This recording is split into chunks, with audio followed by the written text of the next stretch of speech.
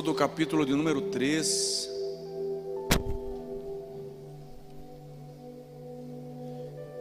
Versículo de número 8, depois nós vamos lá para Números.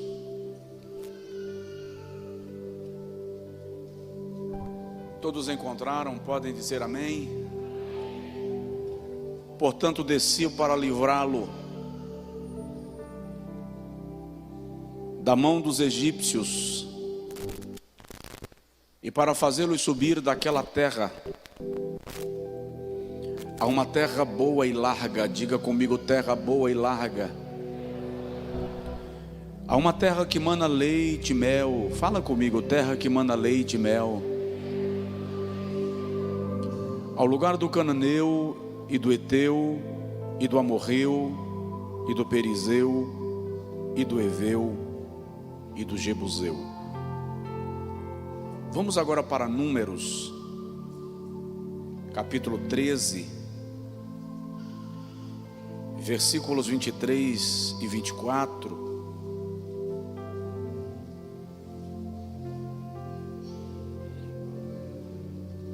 Números capítulo 13, versículos 23 e 24.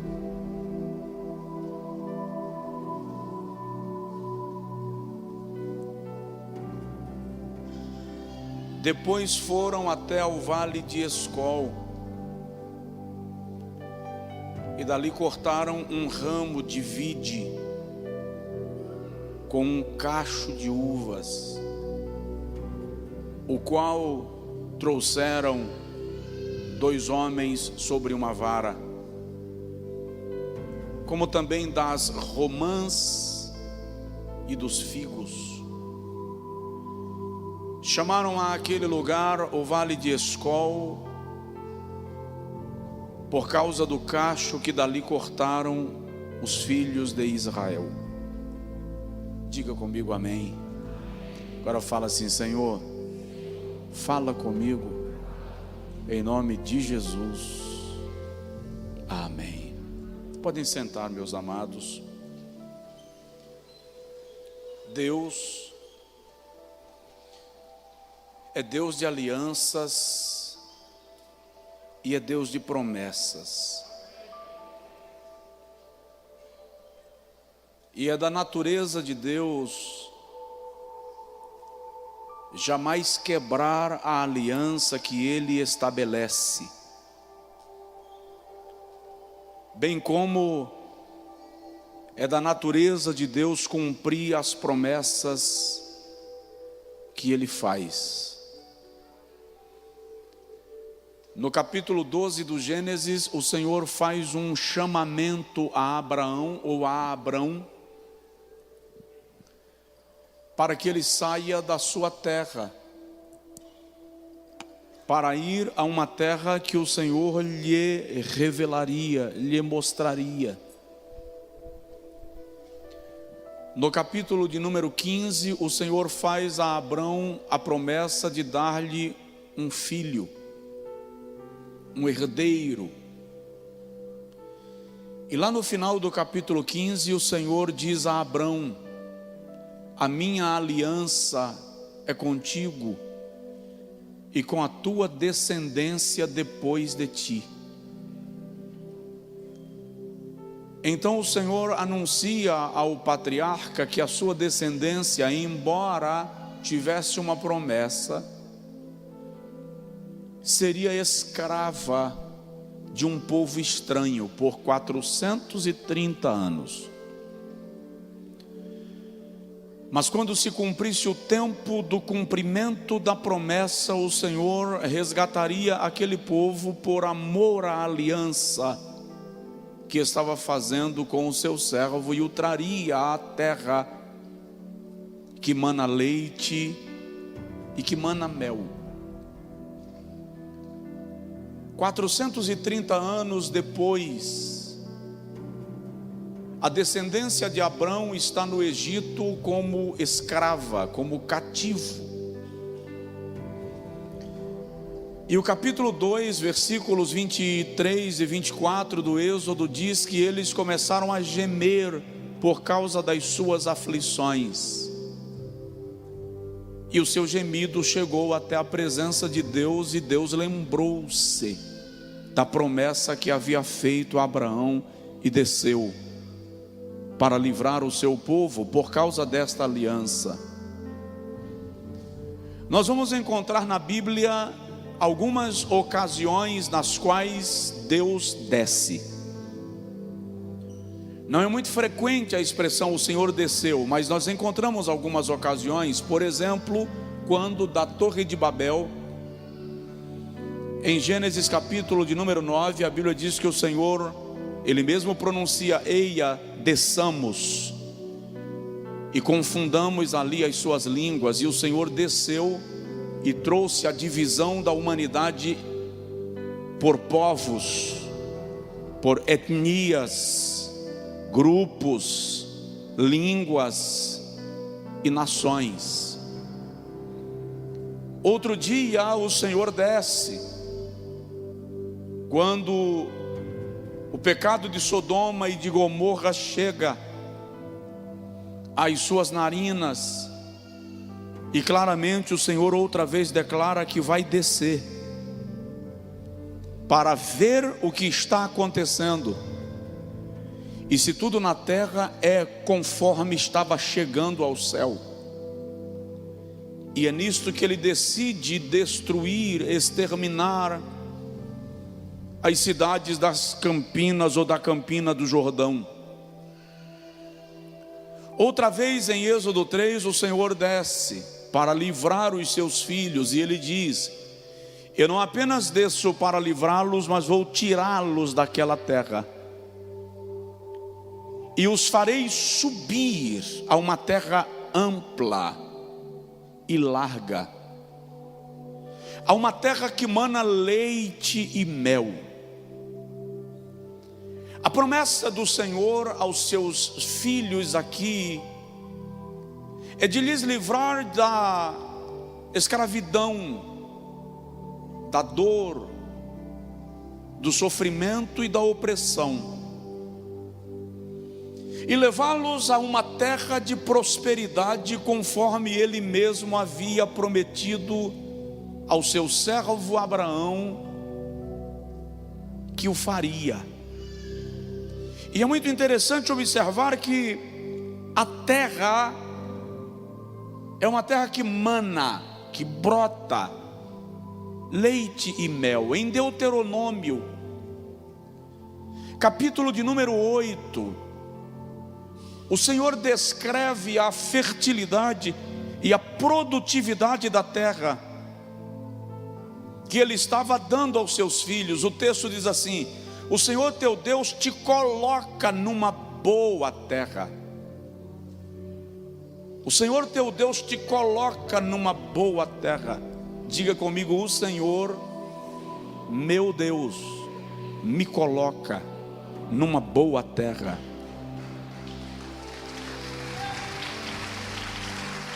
E olha o que o texto diz: terra de ribeiros de águas, de fontes e de mananciais que saem dos vales e das montanhas. No livro de Josué, a expressão utilizada aqui é fontes superiores e fontes inferiores, nascentes nos vales e nas montanhas. É uma forma de o Senhor declarar que Ele estava abençoando o seu povo com bênçãos de cima e bênçãos de baixo. Você não entendeu? Bênçãos do céu e bênçãos da terra. Bênçãos espirituais. Pode aplaudir ao Senhor. Eu não preciso parar de falar para você aplaudir, nem você precisa parar de aplaudir para eu falar. Bênçãos espirituais e bênçãos materiais.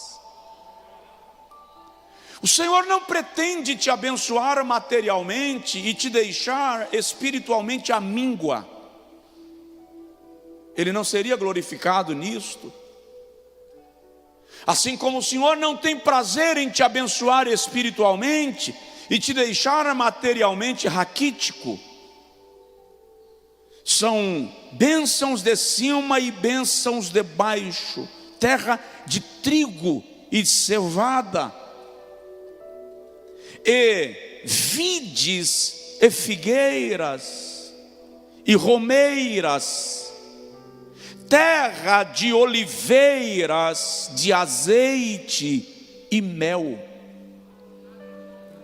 terra na qual comerás o teu pão sem escassez. Pão sem escassez, e nada te faltará nela. Terra cujas pedras são ferro e de cujos montes tu cavarás o cobre. O Senhor está prometendo ao seu povo bênçãos espirituais, bênçãos minerais, bênçãos vegetais, bênçãos de todas as formas para honrar a aliança que ele fez com o seu servo. Para início de raciocínio, nós devemos entender que a bênção de Deus é plena, é abundante, alcança todas as áreas da nossa vida. Mas o que é interessante é que quando você lê Números 13, e nós lemos o versículo 23 e 24, mas todo o contexto, de modo específico os versículos 1, 2 e 3, fica muito claro que aquela seria uma terra para ser conquistada. Diga comigo, terra para ser conquistada. É interessante, o Senhor não promete uma terra que seria dada, concedida, doada. Seria necessário esforçar-se por ela. Alguns crentes não recebem as bênçãos que o Senhor tem reservado para si, para eles, porque não estão dispostos a se esforçarem para conquistá-la. Não aprenderam a derramar o suor, depreender esforço para ter aquilo que deseja. As promessas que o Senhor tem para a minha vida e para a tua vida vão requerer de nós a disposição do esforço. Do contrário, as bênçãos estarão lá e eu não as possuirei. E o Senhor orienta Moisés e diz assim: manda 12 espias,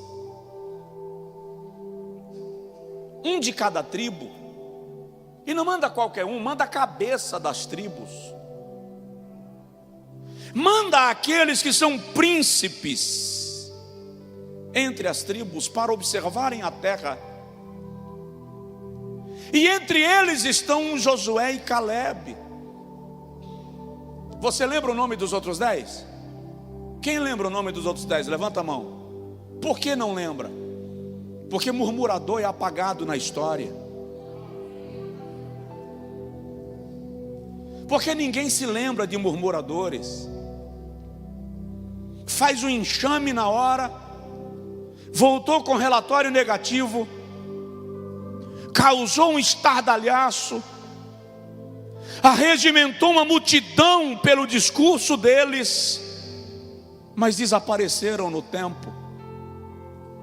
Porque Deus tem compromisso com quem persevera no propósito que foi estabelecido. O que eu quero observar com os irmãos agora: São algumas características necessárias para quem vai tomar posse da terra. Não adianta ficar com esse jargão, ano novo, nova vida, com velha vida, velhas posturas, velhos hábitos. É preciso assumir alguns posicionamentos diante do Senhor.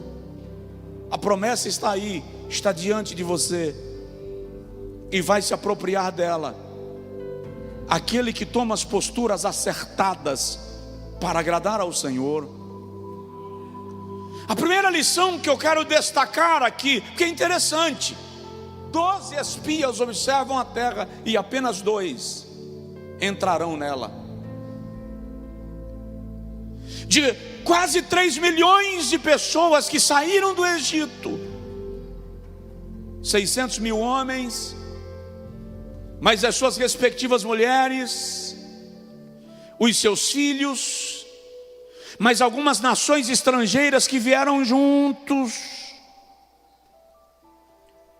Dá quase 3 milhões de pessoas, dos que saíram do Egito, apenas Josué e Caleb entraram na terra, os outros morreram no deserto. Não é que o deserto era para matá-los, porque se fosse também teria matado Josué e Caleb. Quem os matou foi a murmuração e a incredulidade. Deus não te envia para o deserto para te matar, te envia para te treinar. Mas se você no deserto se levantar contra Deus, o deserto te mata. Estamos às margens do Jordão. Vamos possuir as promessas. Só o pastor José Luiz me ouviu. Eu vou repetir para ver se mais alguém ouve. Estamos às margens do Jordão e nós vamos possuir as promessas.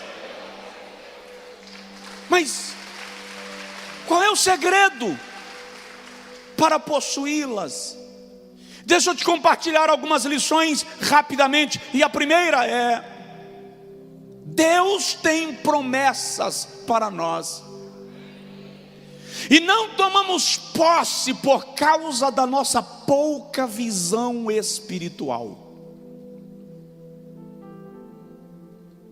A promessa está lá, mas a nossa pouca visão nos atrapalha. Queremos olhar para as coisas espirituais sob a perspectiva natural e material. Queremos a promessa, mas não a olhamos na perspectiva divina. Só atentamos para o aspecto espiritual, o aspecto material dela. Eliseu tinha um jovem servidor, não era mais Geazi. Geazi foi embora, levando sobre si a lepra que era de Naamã. Aquele jovem recém-chegado no serviço ministerial, como auxiliar do profeta Eliseu, levanta-se um dia bem cedo para preparar o café do profeta. E quando ele está catando alguns gravetos, ele olha e vê os montes de Samaria ocupado pelo exército da Síria. E ele levanta desesperado e vai ao profeta e diz: estamos cercados. O rei da Síria nos cercou. E Eliseu levanta, olha ao redor, o exército inimigo está lá. Mas Eliseu ora e diz assim: ó Senhor, abre-lhe os olhos para que ele veja. E a Bíblia diz que quando ele abriu os olhos, ele viu cavalos e cavaleiros de fogo que estavam cercando a casa do profeta.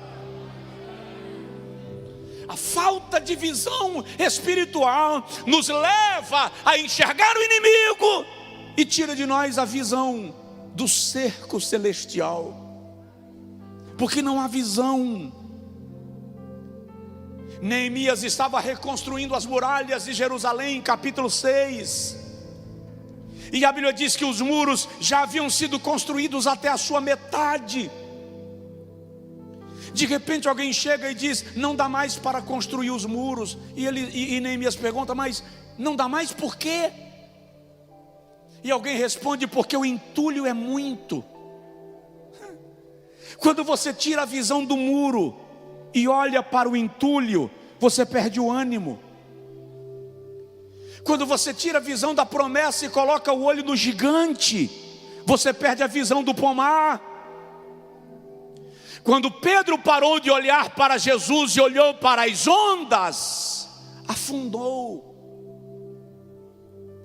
Deus te fez uma promessa, mas a questão é: em que direção você está olhando?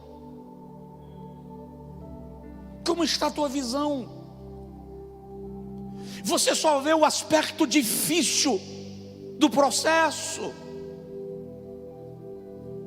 Nós somos, eles dizem, aos nossos olhos como gafanhotos. Interessante, não eram os gigantes que estavam olhando para eles como gafanhotos, eles mesmos se viam como gafanhotos, por causa da visão. Então diga comigo agora: Senhor, fala com ânimo: Senhor, abre a minha visão.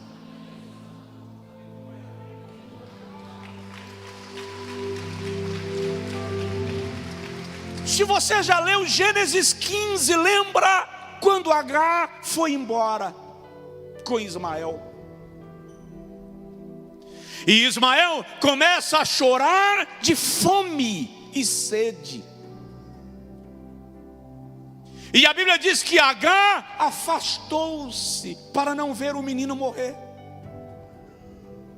Quando ela está afastada, um anjo do Senhor toca nela e diz: levanta, porque o choro do menino chegou à presença de Deus. E aí a Bíblia diz que o Senhor lhe abriu os olhos e ela viu uma fonte. A Bíblia não diz que o Senhor abriu a fonte, diz que o Senhor abriu os olhos. Muitas vezes a fonte está exatamente onde você está, mas você não está enxergando, porque você está de olho no deserto. Deixa o Senhor abrir os teus olhos, porque a fonte já está aberta. Nós temos que aprender, que assimilar isto. Essa é a primeira lição que nós temos que aprender. A segunda: perdemos a bênção porque valorizamos mais o gigante do que a presença de Deus. Nós somos como gafanhotos.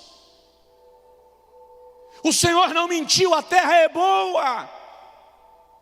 Olha aqui o cacho de uva, 2 homens para transportá-la. Trouxemos figos, trouxemos romã. Deus não faltou com a promessa, mas o que Deus não disse é que na terra tem gigante.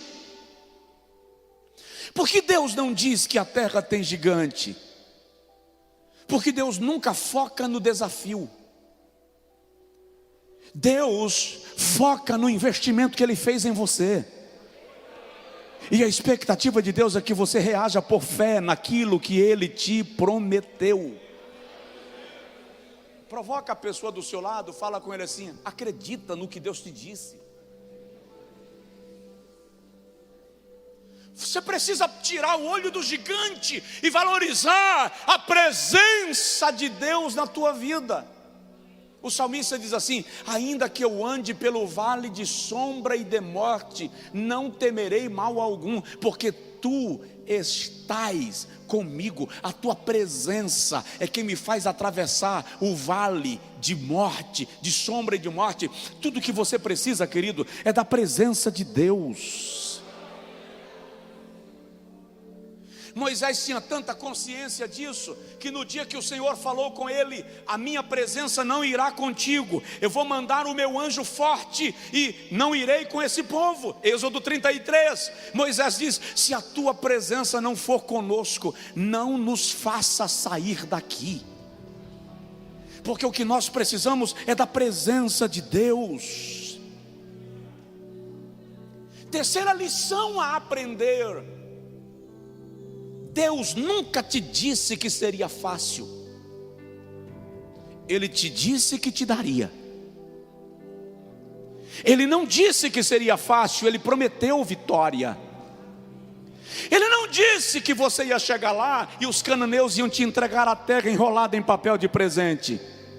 Ele só disse que iria tirar a coragem dos cananeus, para que eles contemplassem a presença de Deus em teu favor. Não existe promessa de facilidade, existe promessa de vitória para aqueles que confiam no Senhor. A vida não é fácil. Você já parou para analisar que quando Deus faz uma promessa, raramente Ele dá os detalhes do processo? É interessante, Deus nunca te diz qual vai ser o próximo passo. É meio que andar na escuridão, sabe? Os hotéis americanos têm um sistema de iluminação por sensor de presença. Aí você chega num corredor com 200 apartamentos, que parece que não vai terminar nunca. Está tudo escuro. À medida que você vai andando, a luz vai acendendo. E o detalhe: enquanto a luz da frente acende, a de trás apaga. O que é que isso significa? Não dá para voltar. Não é para voltar. Enquanto estiver na sua mente a possibilidade de voltar, você não avança. Enquanto estiver na sua mente a possibilidade de destruir, você não constrói. Enquanto estiver na sua mente a possibilidade de desistir, você não avança, caminha. O grande conquistador Hernandes chegou numa das ilhas que ele conquistou de navio. E o historiador diz que os habitantes da ilha eram ferozes, se alimentavam de carne humana, eram antropófagos. E os homens de Hernandes não quiseram descer do navio, com medo dos selvagens da ilha. Quando Hernandes percebeu que oferecendo ouro eles não desciam, ofereceu-lhes prata e eles não desciam, ofereceu-lhes o comando do navio e eles não desceram, então Hernandes pegou tudo que ele tinha de pólvora no navio e ateou fogo e explodiu o navio. Agora eles pularam do navio, porque tinham que sobreviver.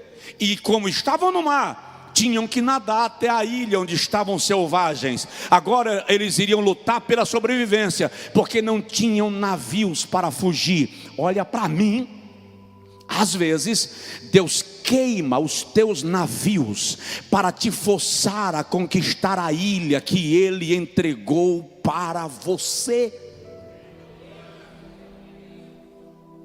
É daí que vem a frase: queimem os navios. O Senhor Deus está querendo que você entenda que não é fácil, mas é possível, porque Ele te fez uma promessa. Deus nunca disse para Davi: você vai ser rei e vai ser legal demais. Saul vai ficar feliz da vida quando descobrir que eu escolhi um rei para o lugar dele. Não. Entende uma coisa? A promessa te apresenta a Saul. E sabe o que é interessante? A pastora que pregou aqui quinta-feira me trouxe uma perspectiva que eu jamais havia percebido. Davi tinha unção, mas não tinha a experiência para reinar. Então Deus pega um Davi ungido e coloca do lado de um Saul que não tem unção, mas tem experiência, para ele aprender como funciona a governança. A promessa te apresenta Saul. Muitas vezes Saul na tua vida tem o propósito de te ensinar aquilo que você não sabe ainda. A promessa apresentou a José quem eram seus irmãos. Ah, queridão, quando você é treinado com irmãos como os de José, você pode ir para o Egito que você sobrevive. Ele não disse que iria ser fácil, mas ele disse que vai te dar vitória. Ele vai te dar vitória. Por maior que seja o desafio que você enfrentou no ano que passou, e às vezes algumas pontas ainda ficaram para esse ano, a promessa de Deus é: eu vou te conduzir em terreno de vitória, e vou te levar a uma terra boa e larga. Você crê assim? Quarta lição que nós vamos aprender nessa experiência: nós erramos quando tomamos decisões baseadas no relato da maioria e não naquilo que o Senhor disse. Você sai consultando pessoas. A Bíblia diz que na multidão de conselhos há sabedoria, mas é fato que você não pode fazer de nenhum conselho superior àquilo que Deus te disse. Quem sai por aí cambaleando em busca da opinião da maioria precisa de aprovação. A destruição do reinado de Saul se deu exatamente quando o povo começou a ir embora e ele quis fazer alguma coisa para agradar a multidão. Tome decisões baseadas na promessa de Deus. Eu estava lendo essa semana, anotei aqui: 80% das pessoas que ouvem a tua história só querem saber da tua vida. Isso é uma pesquisa. 80% das pessoas que ouvem a tua história só querem saber da tua vida. 15% tem curiosidade de saber como você vai sair da crise. Vamos ver se ele sai dessa. Eu quero é ver, dessa vez já era. 15% das pessoas que ouvem a tua história só querem saber como você vai sair da crise. Apenas 5% está interessado na questão. Menos de 1% vai fazer alguma coisa para te ajudar.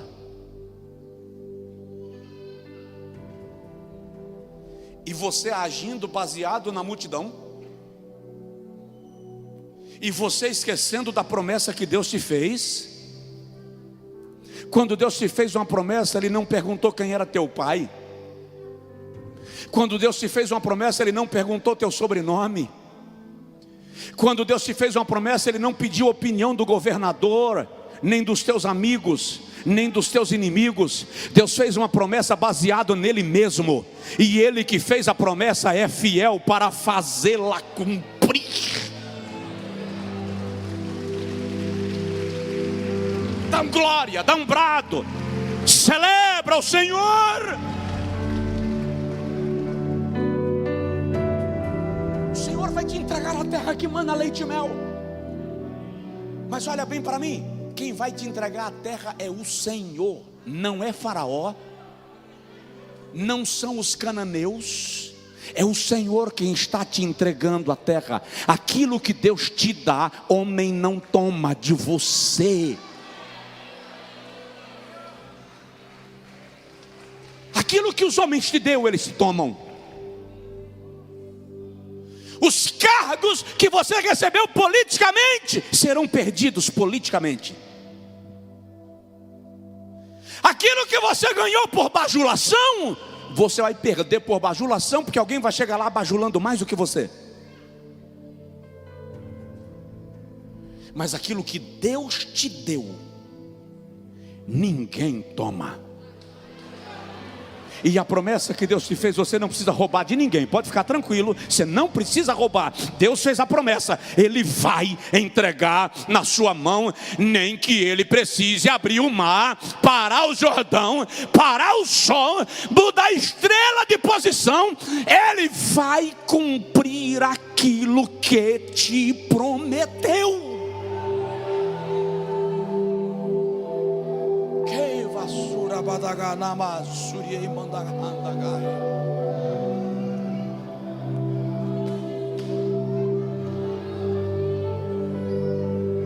Deus é sempre fiel. A quinta lição que nós aprendemos aqui é: decisões tomadas sem a direção de Deus vão gerar dor e sofrimento. Toda decisão, não importa em que proporção, tomada sem a direção de Deus, vai gerar dor e sofrimento. Eles decidiram voltar. Quando os 10 espias chegam dizendo: a terra é boa, mana, leite e mel, mas os gigantes estão lá, nós não vamos conseguir entrar nela. A Bíblia diz que eles se organizaram e disseram: voltemos para o Egito. Números capítulo 14, versículo 26. Eles decidem voltar. Decidiram virar as costas para a promessa.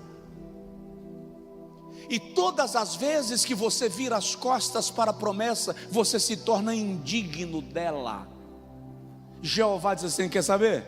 Vocês vão voltar para o Egito? Vão não. Nem entra na terra prometida, nem chegam no Egito, vão morrer no deserto.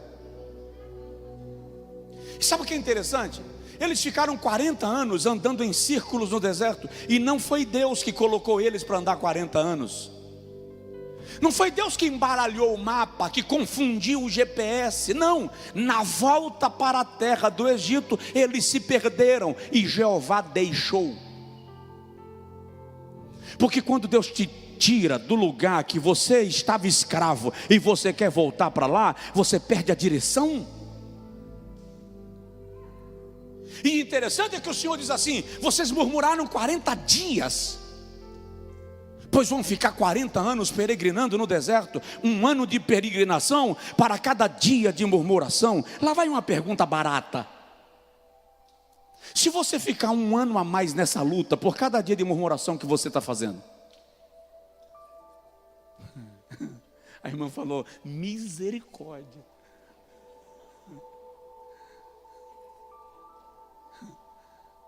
Provoca o vizinho, fala com ele assim: para de murmurar, para de reclamar. Murmuração mata. A murmuração atrasa o processo. 40 dias do Egito para Canaã, eles chegariam em 40 dias. Ficaram 40 anos. Tem processo que dura mais, porque você não consegue calar a boca. Guarda a língua na caixa. Não consigo ver e ficar calado, pastor. Enche a boca de farinha.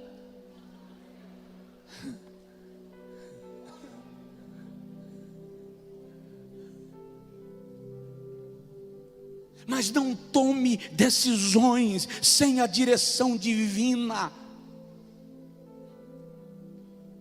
É melhor demorar, decidir, para tomar a direção certa, do que decidir errado e demorar para consertar. Vai consertar, vai para o eixo, vai porque o ferreiro é perito em pegar ferro empenado e arrumar, mas tem que ir para o fogo. No fogo tem que derreter o ferro. Quando ele fica mole, o ferreiro vem com a marreta, com o martelinho. até chegar no lugar. Presta atenção, vai se ajustar. Diz aí para o vizinho, vai se ajustar. Mas o processo é mais longo. Mas Deus não vai deixar nada fora do lugar. Deus não vai deixar nada fora do lugar. Sexta lição que nós temos que aprender aqui: se nós queremos as promessas de Deus, precisaremos aprender a confiar nele.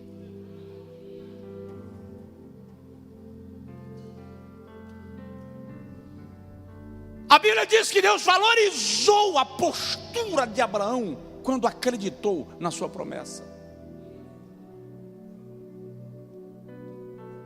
Confiar em Deus significa entregar a Ele a questão e parar de apertar o juízo do mundo por causa dela.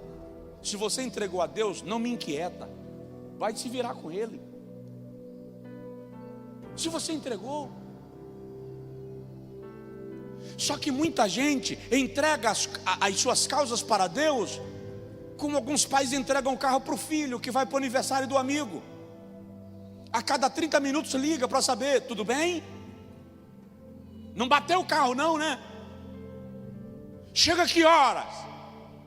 E quando o menino chega, antes do pai perguntar se o menino está bem, ele dá uma volta no carro para ver se tem algum risco. Não entregue as suas questões a Deus assim. Quando você entrega a Deus as suas questões, você larga a mão delas. Deixa Ele cuidar. Ele vai tratar. Pedro diz assim: lançando sobre Ele toda a vossa ansiedade. Lançar.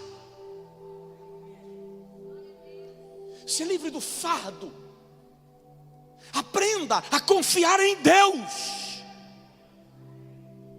Quando você não souber o que fazer, pare e diga: Senhor, eu creio em Ti.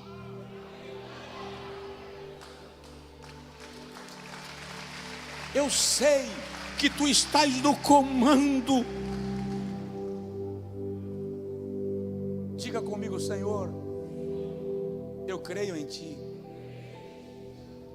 Vou fazer uma pergunta sem graça. Quando o trem aperta, você continua crendo? Ou você diz assim, será que eu criei errado? Será que eu estou crendo, mas eu entendi errado?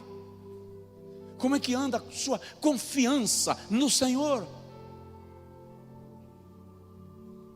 A sua disposição de entregar a Ele a questão. É isso que falta. Você quer tomar posse da terra? Creia no que Deus disse. Ainda tem uns irmãos que têm a dadivosa inteligência de só continuar crendo se Deus confirmar. Nós pentecostais temos esse negócio de Deus confirmar. Aí Deus já falou, mas eu tenho que ir na casa de alguém que Deus usa para Deus confirmar. E às vezes eu tenho uma sensação, me perdoem dizer isso acerca do Deus que é perfeito, Ele me entende.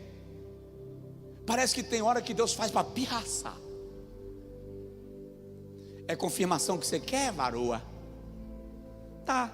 É confirmação, vaso? Aí você vai lá para casa, para o rancho dos profetas, para Deus confirmar. Aí no rancho dos profetas, Deus fala com ele. E você fala assim, agora chegou perto, aleluia. Aí Deus fala com ele, mas não fala contigo. Porque silêncio também é resposta. Aí você volta para casa dizendo, Deus não falou comigo, estou com raiva de Deus. E Deus olhando para você dizendo assim, deixa de ser lento, deixa de ser incrédulo. Eu não preciso ficar falando a mesma coisa toda hora.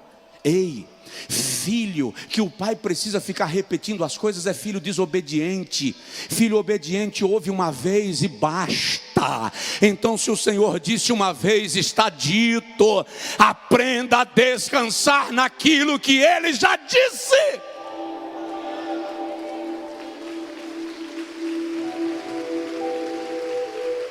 Viva esse ano diferente. Se aproprie da terra pela fé. Sétima lição, já estou terminando. Não devemos recusar as oportunidades que Deus nos dá.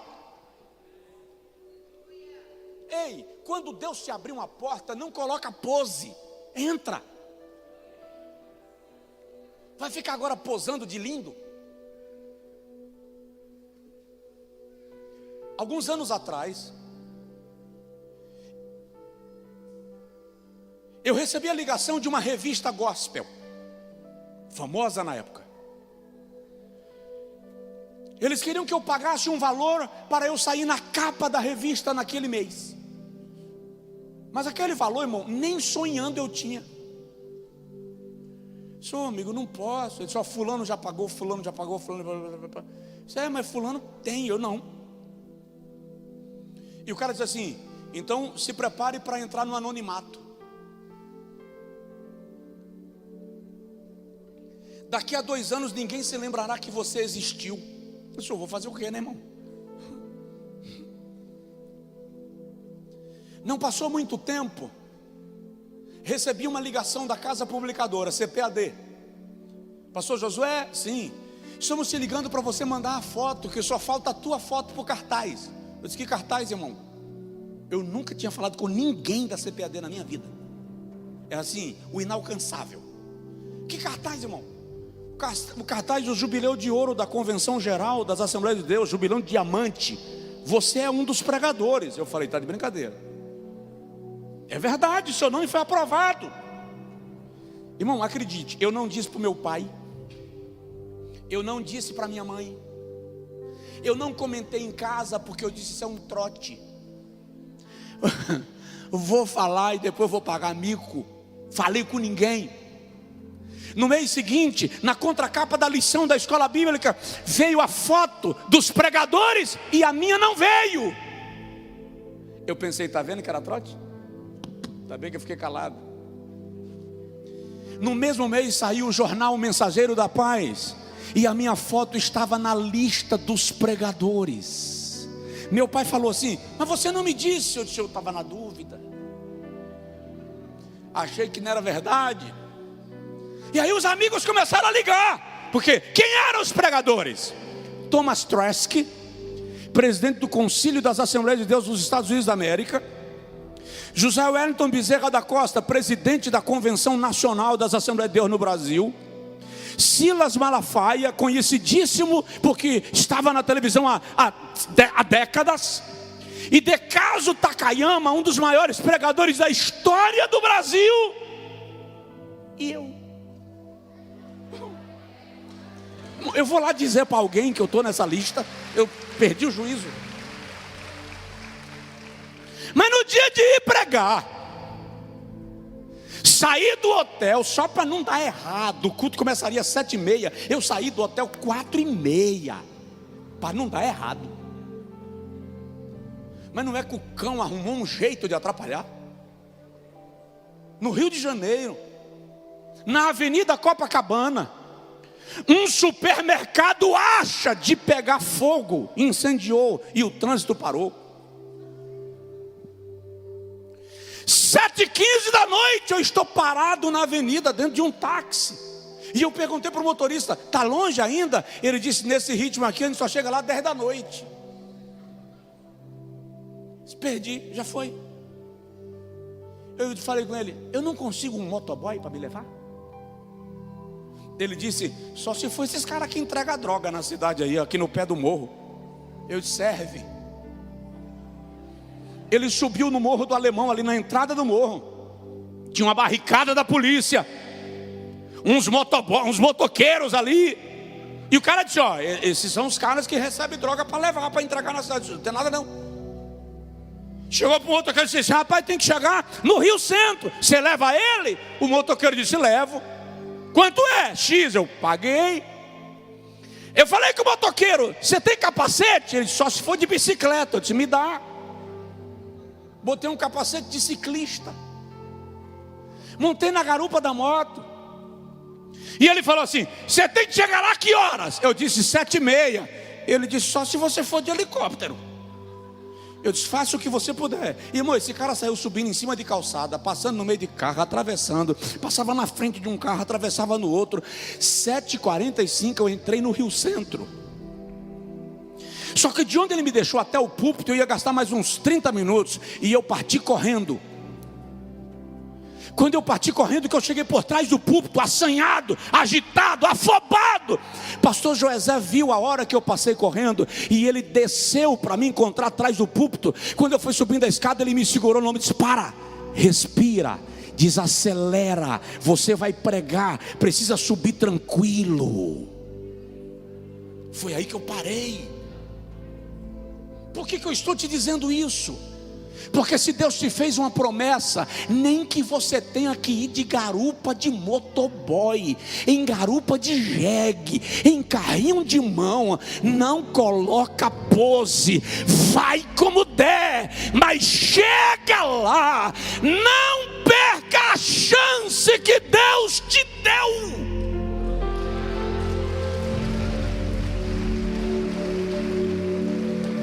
Aí, um dia eu falei com Jesus: Senhor, achei estranho. O que, Josué? Fulano chegou de helicóptero. O outro eu vi a hora que chegou, irmão. Chegou numa BMW, ó.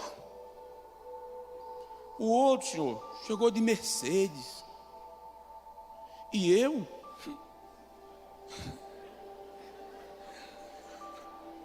Cheguei de garupa de moto, com capacete de ciclista. Qual é a marcação? Aí um amigo meu falou assim: fique tranquilo, meu servo, da próxima vez você vai a pé. Não coloque pose. Quando Deus te dá uma oportunidade, abrace. Provoca o vizinho, fala com ele assim: para de colocar pose. Não é o emprego que você quer, mas você está desempregado, e surgiu uma porta que não é a que você queria. Não coloque pose. Ela pode não ser a que você queria, mas ela pode ser a porta que te dará acesso àquela que você pretende.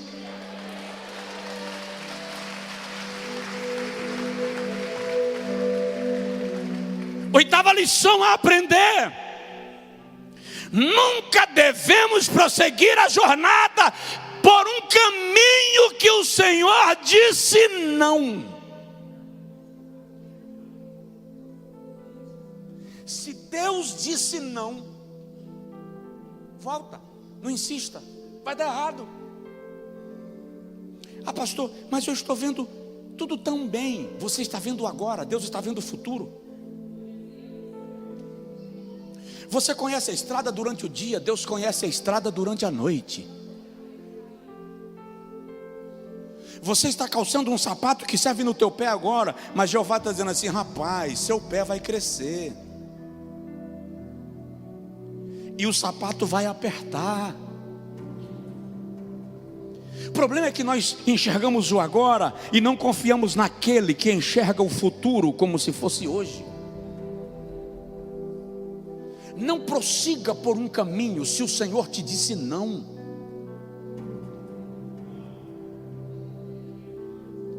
Não insista naquilo que Deus já te deu resposta. Não tente violentar a vontade de Deus. Deus jamais te dará uma bênção que deixará de ser bênção. Ele não dá frutos podres para os seus filhos. Um pai, uma mãe, que só tem 2 pães, um está fofo e o outro está duro, ele vai dar o pão fofinho para o filho, vai ficar com o pão duro, sim ou não? Se você pegar uma laranja, só tem duas e uma está apodrecida, você vai dar laranja boa para o teu filho e vai ficar com a laranja apodrecida. Deus jamais te dará aquilo que não é o melhor para você, ainda que você não entenda.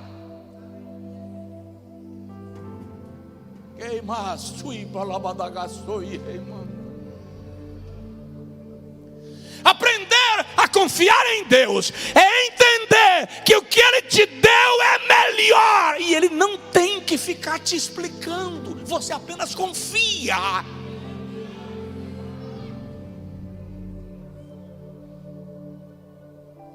Nós queremos que Deus fique nos explicando as coisas, que Deus fique nos convencendo das coisas. Que confiança é essa? Se Ele disse que a terra é boa, é porque a terra é boa. Se Ele disse que mana leite e mel, você não precisa ver a abelha voando. Só precisa crer que Ele te dará mel.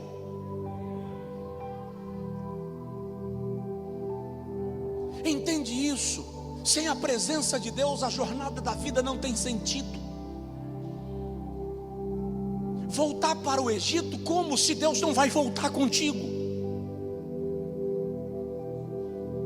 Lá na frente tem gigante, mas Deus está comigo. Então é melhor enfrentar os gigantes com a presença de Deus do que voltar para o Egito sozinho. Para de teimosia. Se submeta à beleza da presença de Deus. Ele prometeu. Ele disse que vai te dar terra que mana leite e mel. E eu vou concluir te declarando nesta noite. Vou até parafrasear a música. A promessa que o Senhor fez para você tem sabor de mel. Tem sabor de mel. Eles trouxeram o fruto da terra, e eu li para vocês Deuteronômio capítulo 8, versículo 7. Quando o Senhor diz: eu vou te levar para uma terra boa e larga, terra de figueiras e romeiras, de videiras, terra de águas e mananciais, de fontes das montanhas e dos vales.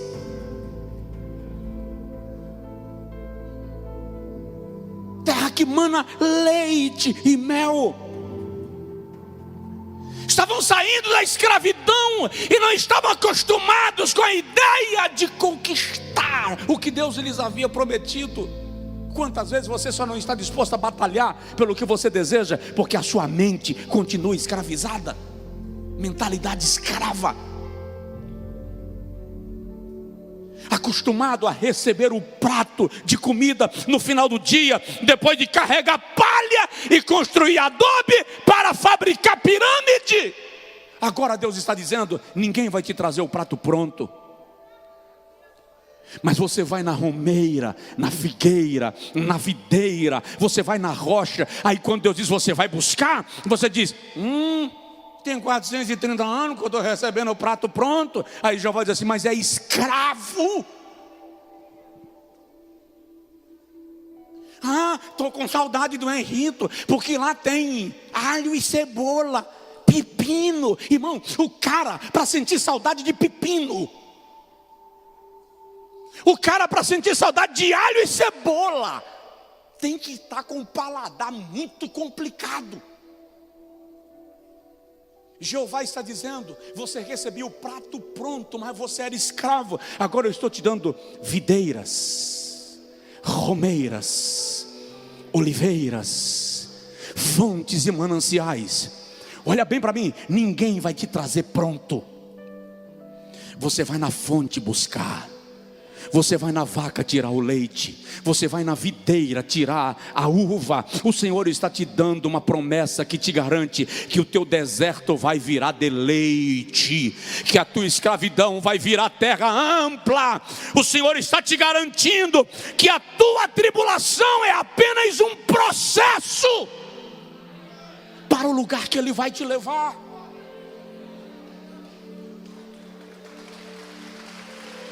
Em nome de Jesus, eu vou concluir, mas vou concluir com uma frase: não permaneça escravo, liberte sua mente. A terra prometida é para quem tem a sua mente liberta da condição de escravidão. Eu falei hoje pela manhã no nosso culto em Salvador, prosperidade começa na mente. Prosperidade é uma questão de mentalidade antes de tudo. Se a sua mentalidade permanecer no Egito, não adianta seu corpo estar em Canaã. Você vai continuar escravo em Canaã. Mas se a sua mentalidade estiver em Canaã, nem o Egito te torna escravo.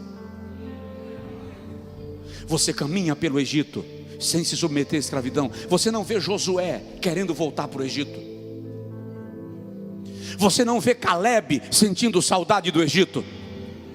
E quando ele tem 80 anos, Caleb tem 80 anos, ele chega para Josué e diz: 40 anos já se completaram que Moisés, servo do Senhor, me disse que me daria a terra da além do Jordão. E eis que agora a minha força é tão viva quanto há 40 anos atrás. Porque quem não é escravo não fica velho. Eu estou vendo gente despencando na vida. Se um irmão chegou para mim, aqui é para você rir, eu lhe ouço desde que o senhor é criança. Eu olhei para ele: quantos anos você tem, irmão? 62. Como é que você me ouve desde que você é criança, irmão? Você é 30 anos mais velho que eu. Mas eu olho para algumas pessoas com tudo para produzir, com todo o território para conquistar, com todo o tempo que Deus lhe deu para ser alguém, mas a mente decrépita, com sentimento de derrota. Eu nasci assim, vou morrer assim. Ah, morreu, irmão, só não deitou. Peça ao Senhor para libertar a sua mentalidade, porque do Egito você já saiu. Ei, o deserto na presença de Deus é melhor do que o Egito sem Ele.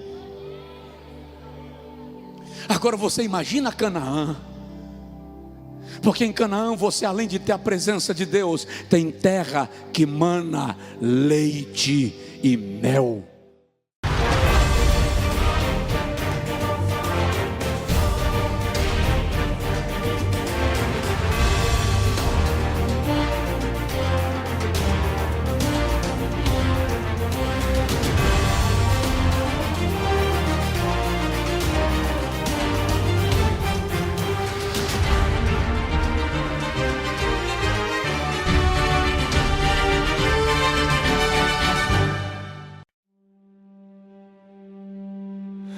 I kept the fragments of our vow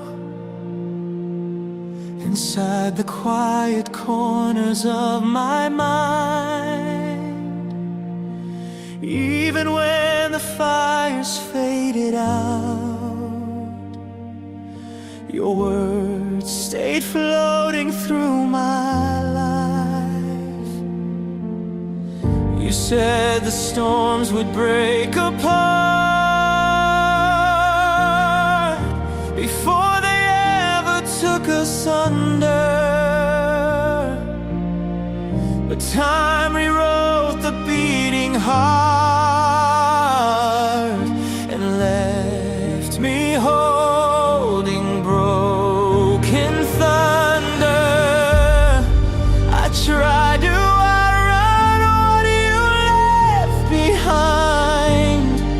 but the truth keeps pulling me back in line.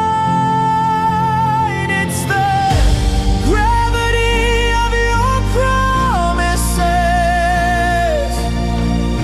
They pull me like a falling star.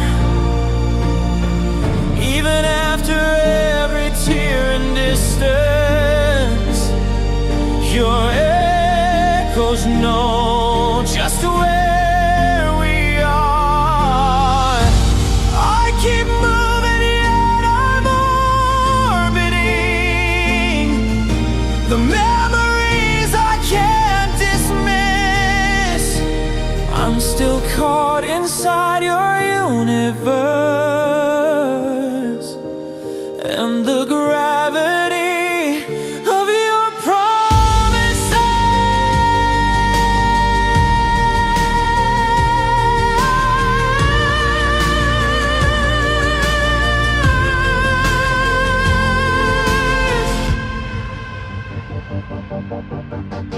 I walk the ruins of our past, the places where our shadows used to dance.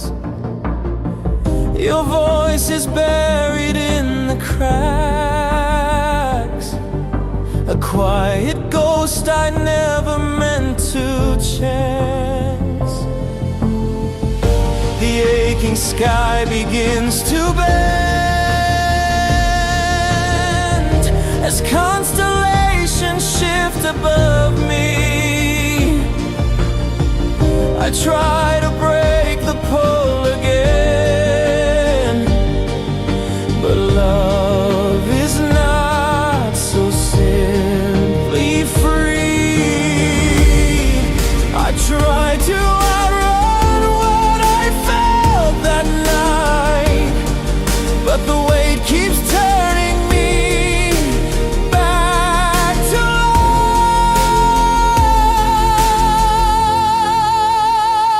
light. It's the gravity of your promises. They pull me like a falling star. Even after every tear and distance, your echoes know just where we are.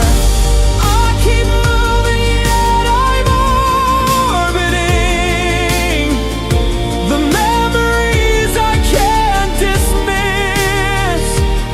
I'm still caught inside your universe,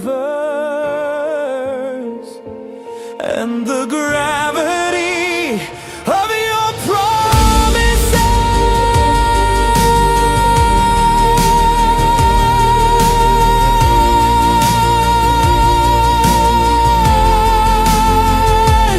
Maybe some truths were meant to stay beneath the bones of yesterday. Maybe some love is built to last, even when everything has passed. If I could let go, I would try, but the pull is stronger than goodbye.